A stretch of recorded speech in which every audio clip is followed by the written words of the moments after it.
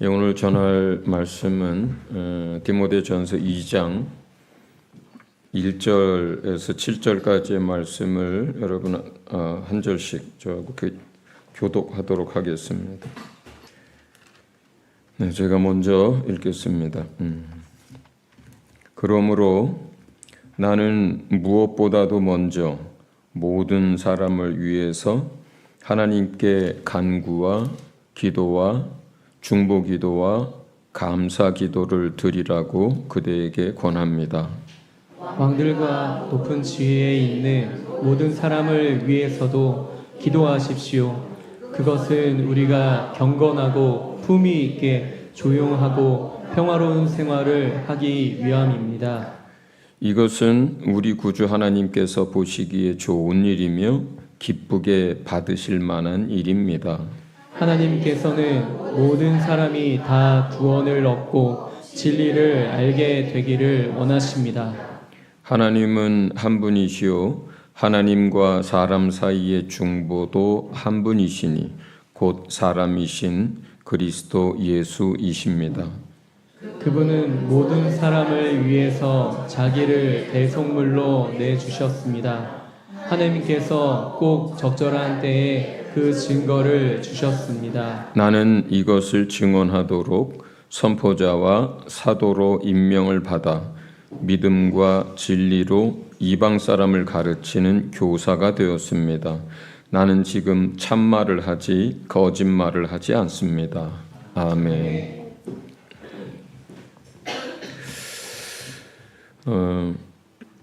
오늘 본문 첫 구절은 성도가 이 세상을 살면서 무엇보다도 먼저 모든 사람들을 위해서 하나님께 기도하라고 합니다. 특별히 일꾼된 하나님의 사람들에게는 더더욱 그렇습니다. 그러니까 교사로 세워졌든 교회의 교역자로 세워졌든 목사든 선교사든 사역자로 세워진 사람들은 더더욱 어떤 누구가 아니라 모든 그가 기도할 수 있는 모든 사람들을 위해서 기도하라 그래요. 가족뿐만 아니라 교회 성도뿐만 아니라 이웃을 위해서도 선교사들을 위해서도 나라의 지도자들을 위해서도 일터에서 날마다 만나는 동료들을 위해서도 학교 선생님들은 자신들이 가르치는 제자들과 학생들을 위해서도 그러니까 모든 그가 알고 있는 그 사람들을 위해서 기도하라고 해요.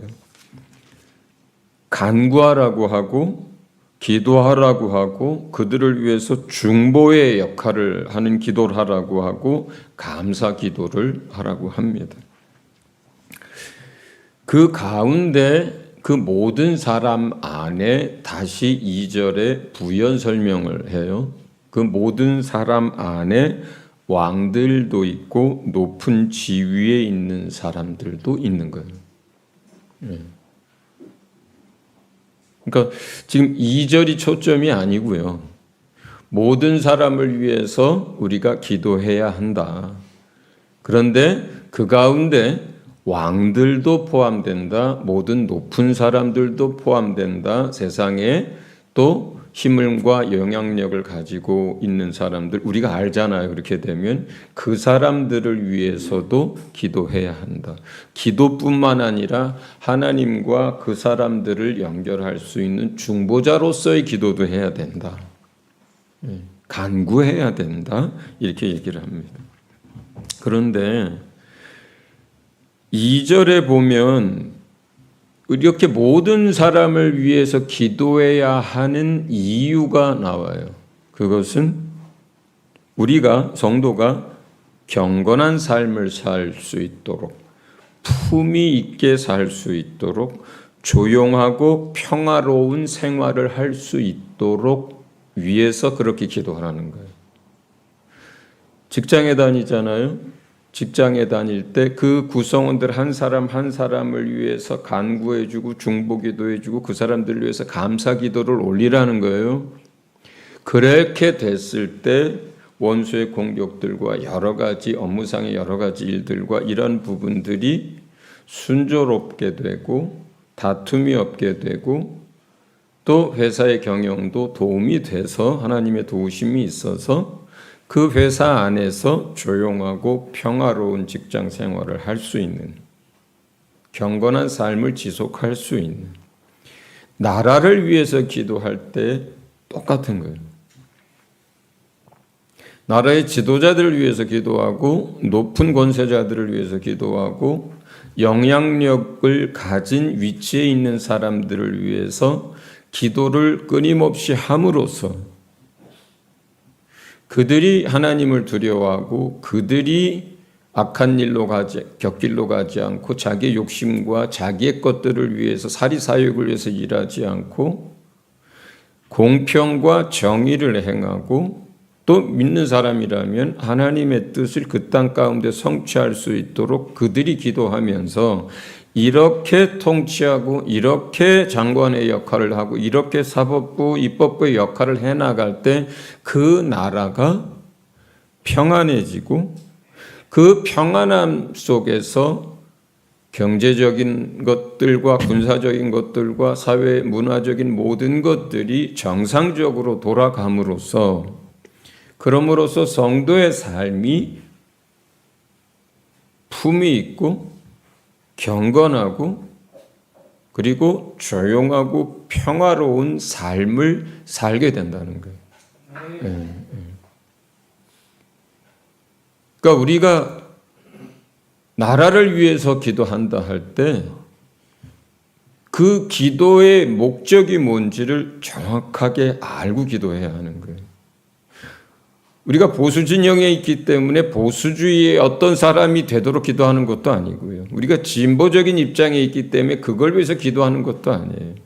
내가 복지 혜택을 더 많이 받아야 하기 때문에 누굴 위해서 기도하는 것도 아니에요.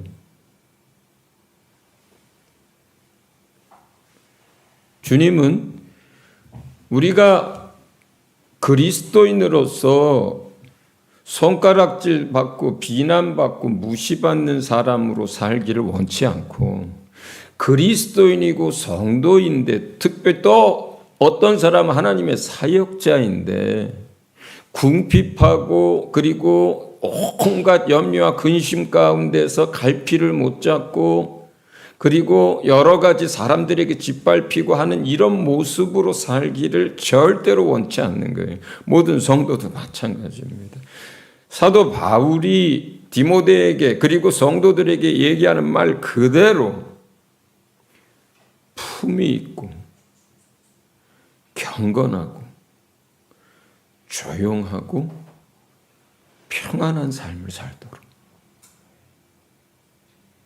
근데 왜 그 품이 있고 경건하고 조용하고 평안한 삶이 왜 중요하냐?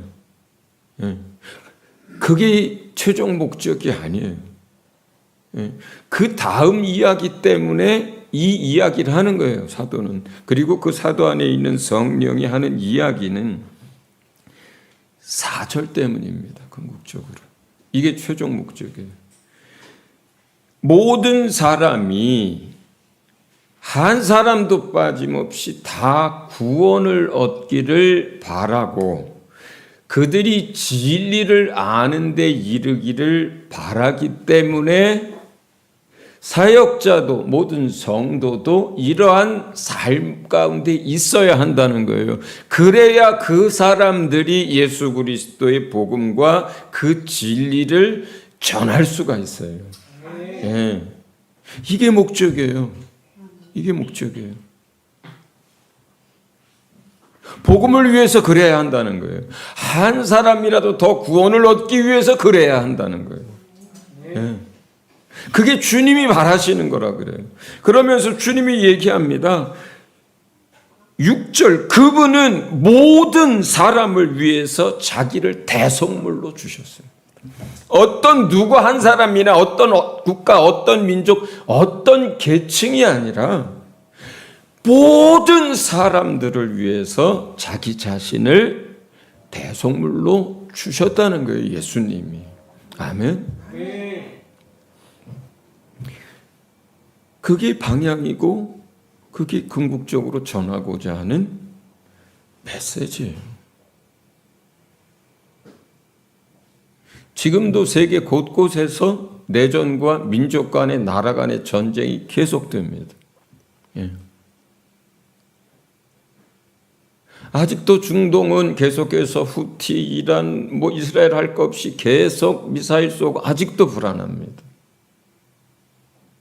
우크라이나, 러시아 전쟁 아직도 계속되고 있습니다.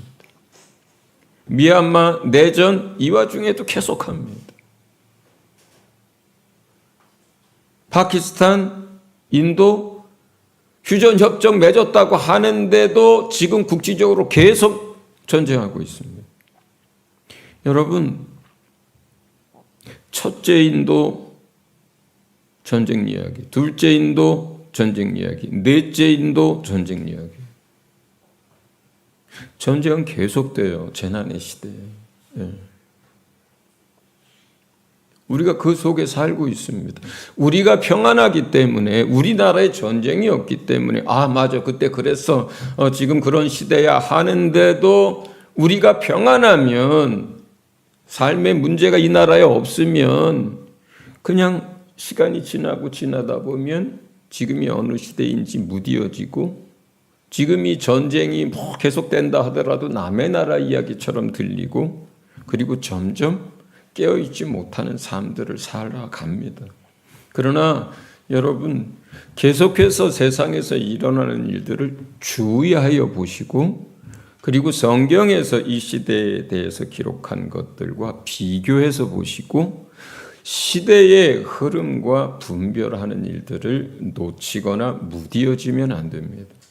그러면 잠들어요. 예. 이러한 시대에서는 세상 사람들은 두려움 가운데 삽니다. 미래에 대한 불안 속에서 살아갑니다. 이런 시대 사람들은 염려와 근심이 가득합니다. 그리고 실제로 삶에 많은 어려움들도 겪습니다. 지금 옛날에 권리금 엄청나게 주던 그런 상권들, 상가들, 비어있는 점포들 투성이입니다. 자영업자가 대한민국에서 창업을 하고 1년 안에 30%가 다시 문을 닫습니다. 3년 안에 50%가 문을 닫습니다. 얼마나 어려운지 몰라요.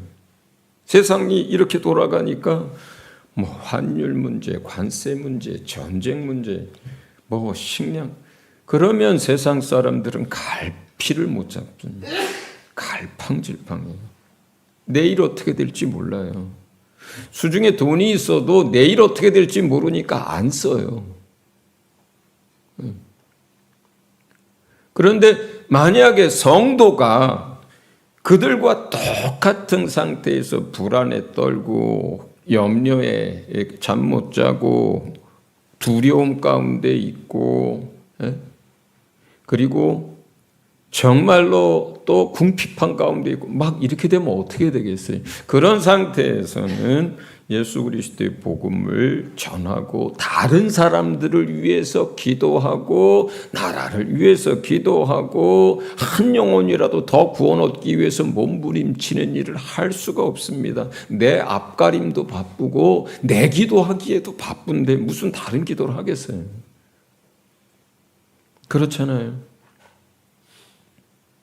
그렇기 때문에 내 가정의 식구들, 형제들, 내 이웃들, 나라와 민족, 내 직장 동료들, 선교사들, 선교하는 지역의 사람들을 위해서, 우리가 아는 모든 사람들을 위해서 계속해서 기도하고, 또한 뿐만 아니라 힘을 가진 자들과 통치자들을 위해서도 계속 기도하라고 하는 거예요. 평안을 위해서, 품격 있는 삶을 위해서, 경건한 삶을 위해서, 그 삶을 통해서 한 영혼 한 영혼, 하나님이 모든 영혼이 구원 얻기를 원하시니까 그 한 영혼 한 영혼을 구원하도록.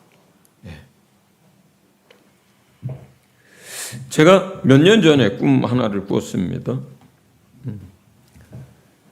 아주 오래전에 저희가 서진 선교를 시작할 무렵에 중국 운남성에 있었던 쿤밍에 있었던 바나바 선교사님이 소천하시고 10몇 년이 지난 때에 꿈을 꿨는데 바나바 선교사님을 만났어요. 근데 어떤 이렇게 꿈을 꿨을 때 뭘 보고 뭐 이렇게 듣고 뭐 이런 거랑은 전혀 다른 거예요. 전혀 다른 거예요. 꿈을 꾸게 하시고 그 꿈을 통해서 메시지를 전하시게 하는 건 주님이신데 그 꿈에 나타난 바나바 선교사님과 내가 진짜 대화를 하는 거예요. 영으로. 이게 어떻게 가능한지 잘 모르겠어요. 설명도 어렵고요. 성경 안에는 다양한 표현들이 있잖아요. 낙원에 있다, 잠들어 있다, 제단 앞에서 기도한다. 많은 표현들이 있잖아요. 그리고 돌아가신 소천하신 분이 어디에 있든 간에 그분이 뭐 오고 싶다고 해서 나한테 와서 말을 전할 수 있는 것도 아니잖아요. 내가 그분을 만나고 싶다고 해서 무슨 혼을 불러내서 만날 수 있는 것도 아니잖아요. 우리의 뭐가 아니잖아요. 할 수 없는 거잖아요. 근데 예를 들어서 어떤 뭐 사람을 보거나 어떤 일이 일어나는 걸 보거나 무슨 환상을 보는 거는 많은 사람들이 경험하는 일인데 저는 일생에 딱 그렇게 소천하신 분이 꿈에서 내가 만났는데 인격과 인격으로 진실하게 그리고 표정 그 마음까지 다 서로가 읽혀지게 그렇게 이야기를 전하고 그 이야기를 듣는 경우는 예수 믿은 지 40년 가까이 되는데 딱 2번밖에 없어요. 딱 2번. 제가 바나바 선교사님을 알잖아요. 다 아는 건 아니지만 다른 사람들보다 그분이 예수 믿기 전의 삶을 알고 믿을 때 과정을 알고 믿고 나서의 삶을 알고 사역을 어떻게 했는지를 알고 그 현장을 알아요. 그래서 그분이 딱 2마디를 하셨고 다른 것들은 기억이 안 나는데 그게 너무나 선명해서 근데 그게 무슨 뜻인지를 너무 잘 알아요. 근데 그분이 저한테 뭐라고 얘기를 하셨냐면 몇 마디를 했는데 그 중에 딱 2마디만 내게 각인이 됐어요. 하나, 저는 지금 있는 곳에서 평안합니다. 평안이 잘 있습니다. 2번째, 그렇지만 내 사역 가운데 후회되는 것이 너무 많습니다.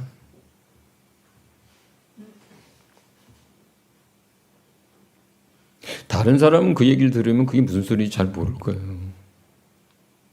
근데 저는 그분이 예수 믿기 전부터 그리고 어떻게 믿었고 무엇 때문에 그렇게 살고 있고 심장의 기능이 20% 30%밖에 안 남았는데 다리가 퉁퉁 부어가면서 그리고 4층 5층만 걸어 올라가도 심장 때문에 코피가 팍팍 터지면서 왜 거기서 그렇게 살다가 새벽에 일어나서 앉아서 기도하다가 소천하셨는지 그분이 어떤 장점이 있고 어떤 단점이 있는지 너무 잘 알잖아요. 그래서 그분이 내가 지금 있는 곳에서 저는 평안하게 잘 있습니다. 그러나 뒤돌아보니 후회되는 게 너무 많습니다. 사역적인 거예요. 주님이 허락하셨겠죠.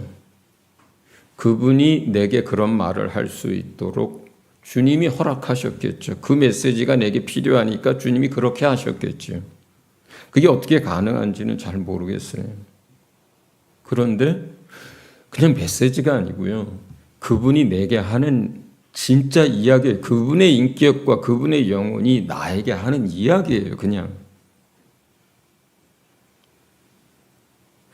그분이 사역자가 돼서 살면서 왜 그렇게 죽기 살기로 했는지도 알지만 그분이 아직도 옛사람의 것들을 못 벗어버려가지고 혈기내고 소리 지르고 왜 그렇게 강압적으로 했는지, 또 왜 그분이 없는 사실을 만들어서 거짓말까지 해가면서 어떤 자기 자신을 변호했는지, 왜 그렇게 하나님 앞에 몸부림을 쳤는지 알기 때문에 그래요.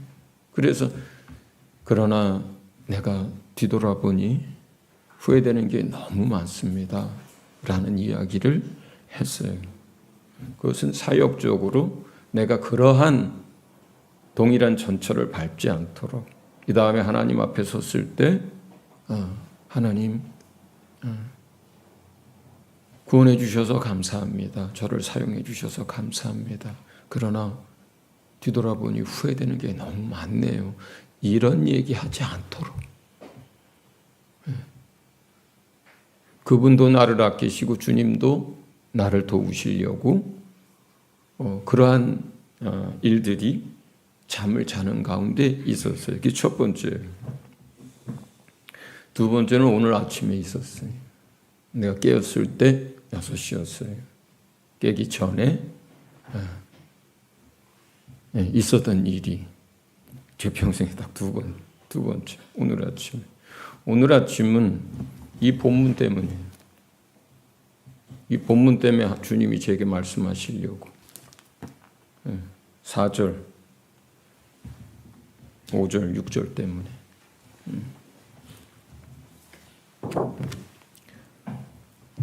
이거는 한 10년 전쯤에 저희 팔촌 형이 저한테 이렇게 코팅을 해가지고 주신 거예요. 저는 풍양조시입니다. 풍양조시에 이제 이렇게 내려오면 이제 지파들처럼 분파들이 있어요. 그런 큰 분파 중에 하나가 휘양공파입니다. 제가. 그리고 그 휘양공파 안에 또 밑으로 내려가면 또 분파들이 있어요. 그 가운데 하나가 청도공파예요. 거기에 휘양이라든가 청도라든가 하는 말은 그 할아버지들의 그 선대조의 호예요. 호. 이름 말고 호. 휘양 누구누구. 이 광자 하자 할아버지 저한테 7대조.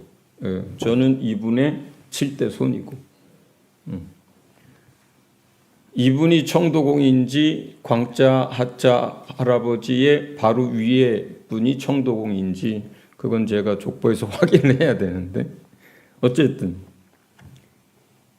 그 7대조 할아버지로 인해서 여기 저희 회사와 공장이 있는 그쪽에 집성촌, 그 주변 마을에 조씨들이 살게 된 거예요. 그 할아버지 아들 셋이 있었습니다. 천이, 상이, 진이. 이거는 우리 집안의 마지막 장손 이름을 그 형이 써놓은 거예요. 제 이름이 여기 가운데 상이. 그래서 동규 할아버지, 이게 죄송합니다. 조상을 그냥 이름을 불러서 순구 할아버지, 남영 할아버지, 용현 우리 진짜 할아버지, 성균, 이 맨 왼쪽이 장손들이에요. 그리고 이 밑에 상이, 그 밑에 요한이가 이렇게 있는 거예요. 왜 이런 얘기를 하느냐? 저희 아버지는 작은 단위 7대, 6대가 내려온 집의 장손이에요. 저희 아버지는. 저는 7번째 장손이고 6번째인 거예요. 제 아들은 이제 그 다음 장손이 되는 거죠. 저희 아버지는 굉장히 명석하신 분이었어요. 그리고 호탕한 분이고, 그리고 리더십도 굉장히 있는 분이셨어요. 그런데 제가 저희 집에서 아내에게도 그렇고 특별히 외아들인 자식이 하나밖에 없는 요한이에게 할아버지 이야기나 이런 집안 이야기를 거의 한 적이 없어요. 왜냐하면 두 가지 이유인데, 하나는 우리가 거듭났고 하나님 아버지의 자녀고 그 안에 새 사람으로 살기 때문에 그런 가문이나 집안이라 이런 부분들이 그렇게 큰 절대적인 의미를 안 갖고 있기 때문에 이야기를 하지 않은 게 하나가 있고요. 두 번째는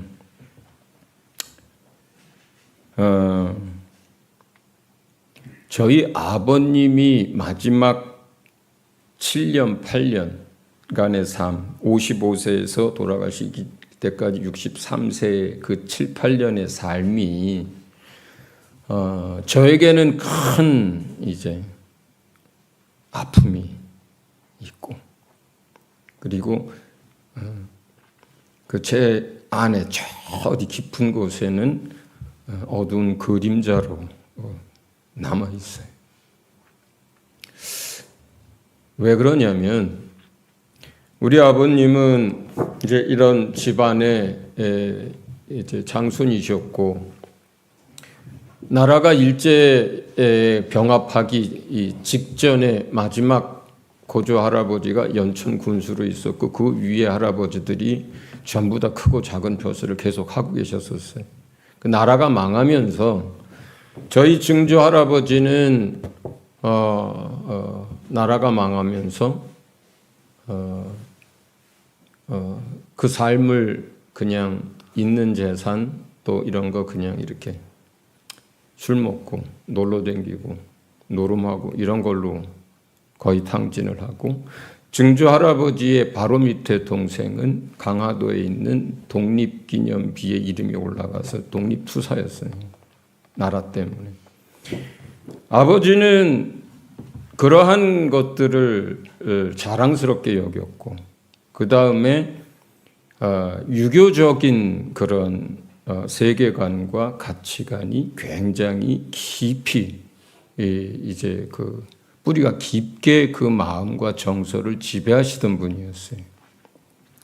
그리고 우리 집안 안에 있는 대소사뿐만 아니라 마을, 그 다음에 종가의 일들을 또 이제 리더십과 명석함이 있으셨기 때문에 많은 일들을 주도하고 이렇게 하시던 분이에요. 그러다가 제가 예수를 믿었는데, 예수를 믿었을 뿐만 아니라 3년이 지나고 나서 사역자가 됩니다. 제사, 또 무슨 장손으로서였던 집안을 돌보는 거, 또 어떤 유교적인 가치관, 이런 것들을 저는 다 버렸죠. 다 버렸어요. 저희 아버지는 사실은 딸들이 여럿 있지만 아들이 저 하나였기 때문에 아들에 대한 사랑과 기대가 뭐 할머니, 할아버지, 어머니가 다 각별했지만 저희 아버지 또한 그랬습니다. 저는 아버지를 깊이 사랑했고 또 아버지께 사랑을 많이 받았습니다. 제가 가끔 우리 이제 문 목사님이나 오랫동안 동역했던 분은 알 거예요. 우리 어머니한테 제가 찾아가면 딸들이 여럿이 같이 가도 아무도 안 보입니다. 제 아들밖에 안 보여요. 그냥 아들밖에, 며느리도 안 보여요. 심지어 어떨 땐 손자도 안 보여요. 아들밖에 안 보여요. 아들이 가면은 보약 드신 것 같아. 근데 어머니만 그런 게 아니라 할머니, 할아버지, 저희 아버지도 그러셨어요. 그래서 아버지께 사랑을 많이 받았고 또 아버지를 사랑했는데, 제가 예수님을 믿고 새 사람이 되고 장손으로서의 또는 유교적인 모든 가치관에 관한 것들에 있어서 전부 다 배척을 하고 다 버렸기 때문에 저희 아버지는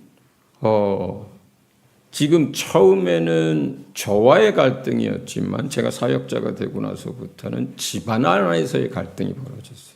명절 때만 되면 작은 아버지들하고 또 그 옆에 작은 집들하고 장손이 제사도 안 드리고 들어오지도 않고 하는 이런 것들, 나중에 그 음식도 안 먹고 하는 이런 것들 때문에 분란이 일어나고 큰 소리가 나고, 그것 때문에 제 옆에 같은 행렬의 사촌들은 저를 무슨 가시 보듯 벌레 보듯 하고, 이런 일들이 집안에서 생기고, 그 다음에는 아버지가 마을에서나 종가의 일들에서 말을 할 수가 없게 됐어요. 뿐만 아니라 아들을 따라가자니 그가 가지고 있었던 세계관, 가치관, 그 다음에 그가 살았던 모든 것들을 다 버리고 부인해야 되는데, 그거는 또 다른 아픔이고 고통이셨어요. 그래서 연세가 55세쯤 됐을 때 그 실망, 무력감, 그리고 자포자기 하셨어요. 55세면 젊잖아요. 그러면서 치매가 오고 당뇨가 오고 자율신경계에 문제가 생겼어요.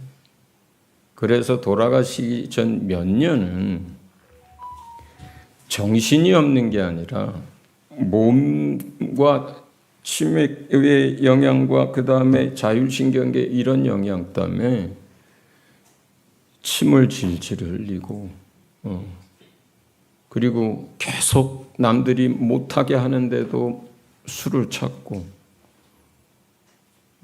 막판에는 막 걸어가시다가도 대변을 흘리시고,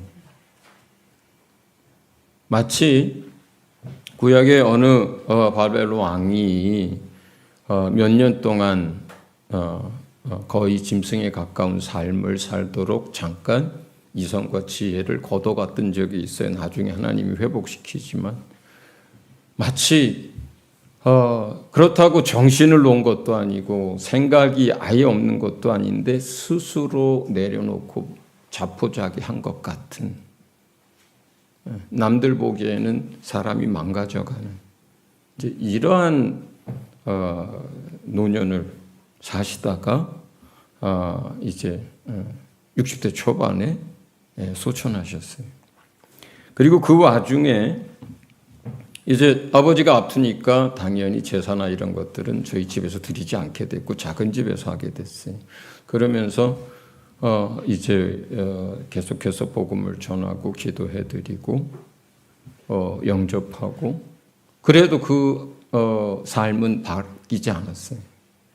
그리고 그럴 때마다 다시 확인해보고 물어보고 하면, 그래, 아멘, 그래, 이렇게 체념한 것처럼, 그냥 어쩔 수 없이 그냥 대답하는 것처럼, 때로는 마음의 진실한 고백으로 그렇게 하시다가 돌아가셨어요. 근데 오늘 아침에 5시쯤 넘어서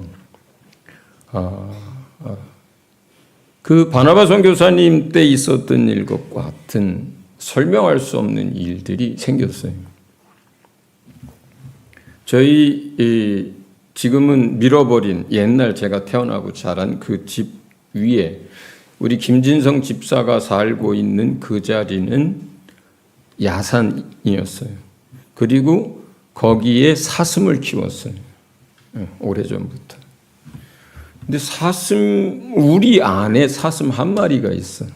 그런데 그 우리에 갇혀서 막 나가고 싶은데 못 나가고 막 그러고 있어. 그래서 근데 내 아버지야. 어떤 건 비유고 어떤 건 상징이에요. 나중에는 진짜 아버지를 보게 되고, 근데 그게 우리 아버지야. 그 사슴이. 그래서 너무 안쓰럽고, 그래서 내가 문을 열어드렸어. 그리고 그래서 문 밖으로 나갔어요. 그 사슴이. 그러다 나는 집으로 들어왔어. 그러다가 그 아버지가 염려가 돼서 다시, 저희는 집이 안채가 있고 바깥채가 있고, 그 바깥채 사랑채 바깥에 마루가 있어요. 큰. 내가 아버지가 걱정이 돼서 그 사랑채로 나왔는데 거기 아버지가 계신 거예요. 사슴이 아니라 아버지의 얼굴. 아버지 위에 비치색 한복을 입고 있고, 근데 아래는 그런 한복이 아니라 벗은 몸이어서 그거를 낡은 담요 같은 거, 그걸로 이렇게 가린 상태예요. 그래가지고 그 사랑채에 지친 그리고 피곤한 모습 같은 모습으로 이렇게 비스듬하게 이제 계셨어요. 제가 아버지를 보고 아버지 앞에 갔어요. 아버지가 저에게 3마디를 하셨어요. 그런데 그 이야기라는 게 그냥 어떤 메시지 전달이나 이런 게 아니라 진짜 우리 아버지예요. 진짜 우리 아버지. 아버지가 내게 하는 이야기예요. 실제 같은 거의. 3마디를 하셨어요. 첫째, 걱정하지 말아라. 두 번째, 앞에 한 구절이 명확하지 않은데 제가 명확하게 기억하는 건 첫 구절과 3번째 구절이에요. 근데 2번째 구절은 이런 거였어요. 내가 생명을 얻었단다. 3번째, 그거는 너무나 명확해. 이 본문 때문에 주신 거기 때문에 이렇게 얘기하셨어요. 내가 진리 안에 있단다.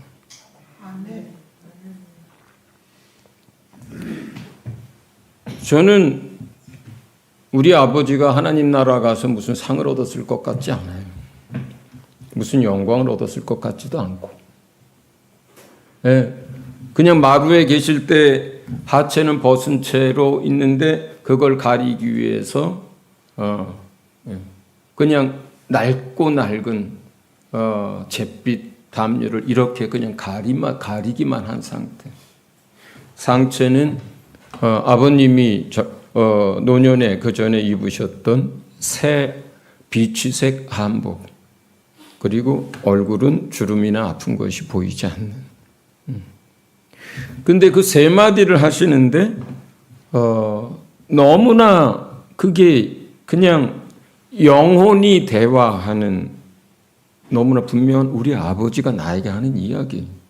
그게 어떻게 가능한지 모르겠어요. 근데 오늘 메시지 때문에 하나님이 그거 허락하신 거예요. 그 일부러 그렇게 해 주신 거예요. 무슨 얘기를 하고 싶은 거냐면, 여러분, 이 땅에서 자포자기를 했어도, 이 땅에서 마지막에는 이성 없는 짐승처럼 그렇게 망가진 삶을 산다 하더라도 이 땅에서의 그 삶이 길든 짧든 혹은 열매를 거둘 수 있는 게 있든 없든 그 모든 것보다 중요한 게 있어요. 지옥에 가지 않는 것.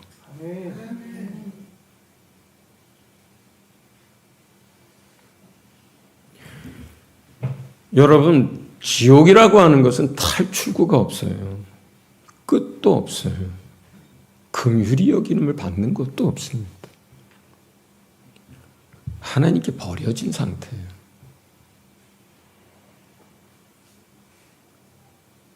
이 세상의 삶이 어떻든지 간에 남들 보기에 실패한 인생 같고 남들 보기에 뭐 어떤 소리를 해도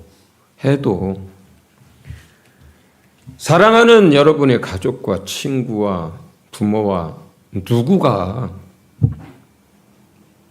아무리 부끄러운 인생을 살고 열매가 없는 삶을 살아도 지옥에 가면 안 되는 거예요. 글로 떨어지면 안 되는 거예요. 여러분, 인생을 80년을 시간으로 나눠보고 날짜로 나눠보면 80년 곱하기 365일 하면 3만 일 정도가 됩니다. 영원이라고 하는 시간 속에 80년이라고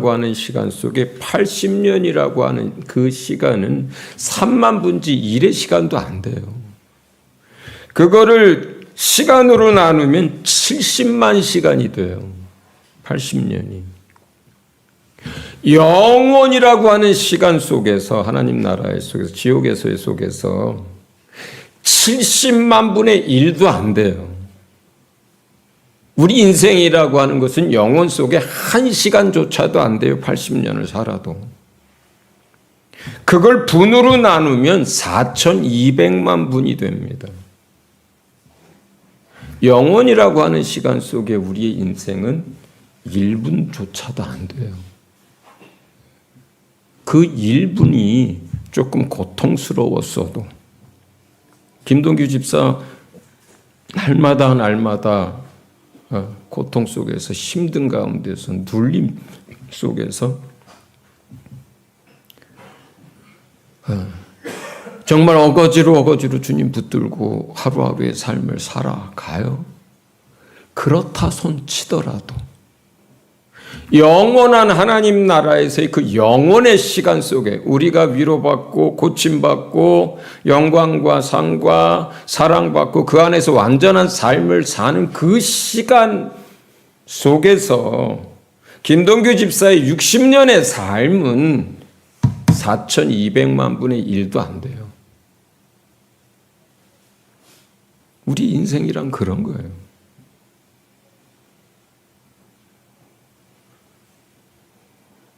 그런 인생을 어떻게 살았든지 간에, 왕으로 살았든지 거지로 살았든지 부자로 살았든지 그 집 앞에 날마다 헌대를 앓으며 개가 상처를 핥으면서 그 집 앞에 살든지 간에 절대적으로 중요한 것,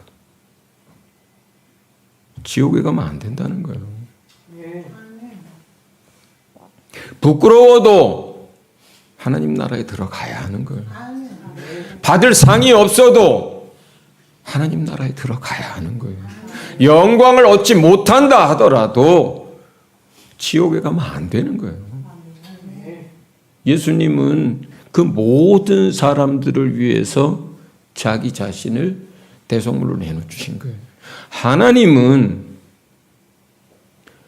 모든 사람들이 다 구원을 받기를 원하고 그들이 진리를 아는 데 이르기를 원하는 게 하나님이에요.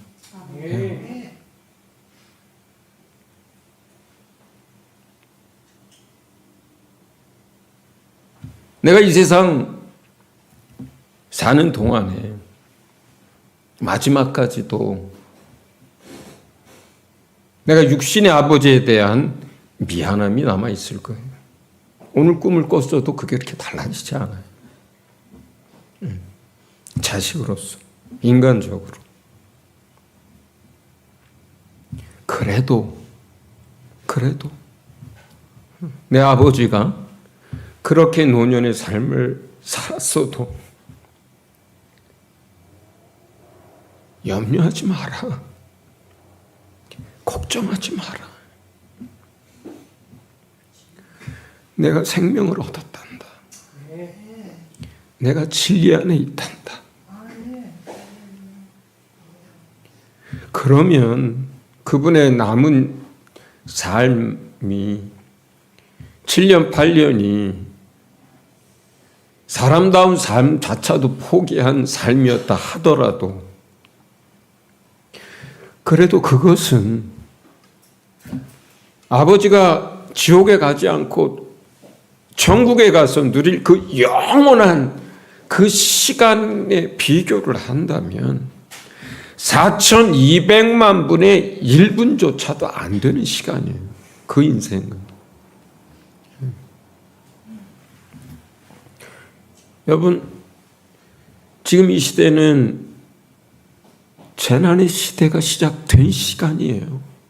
예. 여러분, 제가 지금 몇 년째 얘기하잖아요. 전쟁은 계속될 거다. 경제적인 어려움 계속 가중될 거다. 재앙들이 계속 생길 거다. 지진 계속 터질 거다. 전염병 또 모자나 또 휩쓸 거다. 그대로 될 거예요.